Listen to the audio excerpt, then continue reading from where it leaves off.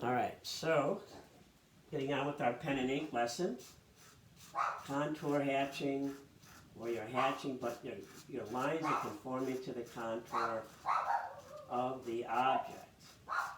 There's my dog in the background.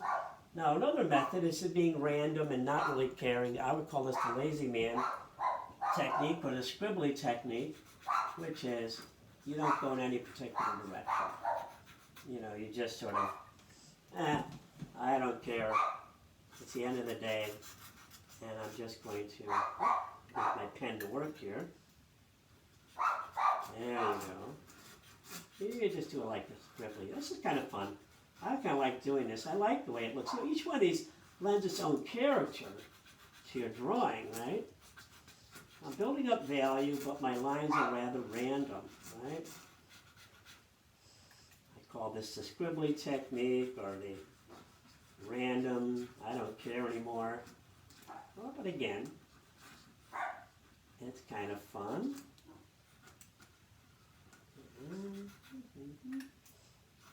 Now, when I was a young art student, many years ago, I knew this woman. I was going to the School of the Art Institute at the time. At least I think I was. I may not have been a student there. I may have just been sitting in on classes. Back then, you could do stuff like that. Nowadays, it's probably harder to do. There you go. Scribbly and messy, but fun. And that is, she had this technique where she did this. She would splatter ink on the paper like that, and then just sort of, uh-oh, I got ink all over the floor. And then take the ink on the paper and move it around. And that's if you're going to drop on your paper, right? Then you can add more drops. So you're going to take that mess you made, or that drop you had, and add it to the paper and make it more, you know, and take the ink and splatter more ink on the paper. There you go. And then take the ink on the paper, move it around, and create a drawing that way. Again, these two techniques are a little less conventional. These are very conventional here, okay? These are not so much. But it creates another drawing, you know. To me, and when it comes to making art, there's no right or wrongs in a way. I mean, it's whatever works. You should look at the work of Jim Dine if you want to see an artist that really does a lot of unconventional stuff, and I love his work. All right, so there you go.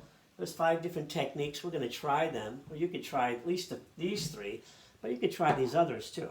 All right, so there's pen and ink. There's a quick little down and dirty pen and ink, and that'll be another medium that we're going to work with. You're going to see how that works. And I would encourage you to go out and buy a bottle of ink and a quill. I mean, you could use a regular ballpoint pen, but this is much more fun and interesting, and things can happen that you don't plan on, and that sometimes that serendipitous nature of the medium can be open you up to new possibilities. Okay? All right.